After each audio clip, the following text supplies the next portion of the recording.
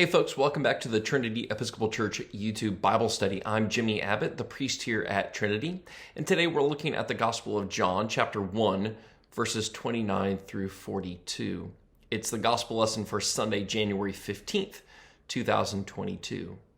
If there's one theme or one idea that encapsulates this passage, it's pointing. Now, I know your parents probably told you it's not good manners to point, but here we have John the Baptist pointing. So it begins, and I'll read this to you. John saw Jesus coming toward him and declared, "Here is the Lamb of God who takes away the sin of the world. This is he of whom I said, after me comes a man who ranks ahead of me because he was before me." I love this. In my mind's eye, I can see John the Baptist teaching and baptizing on the banks of the Jordan River and all of his own followers around him.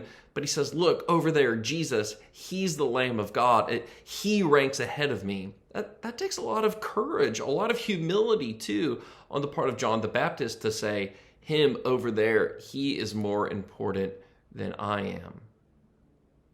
In a little bit, the passage talks about the next day. It reads, John again was standing with two of his disciples, and as he watched Jesus walk by, he exclaimed, "Look, here's the Lamb of God." The two disciples heard him say this, and they followed Jesus. Again, the courage for the leader of a religious movement to say, he's actually more important, and for John the Baptist to be okay for two of his disciples to go and follow Jesus. Gosh, I mean, how many church leaders get so anxious when someone decides to join another church? But here we have John being perfectly okay with that because he knows that Jesus is the Messiah, the Lamb of God. I'd like to flip this back on its head a little bit for you.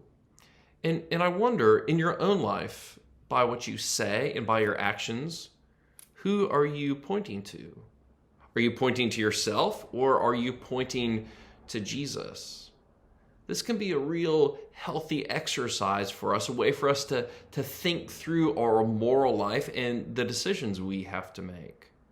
By the decisions we're making, are we pointing to ourselves, or are we pointing to God?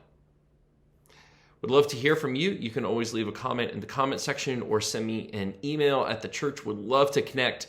And please know that we would love to worship with you at Trinity Church every Sunday at 8 a.m. and 10:30 a.m.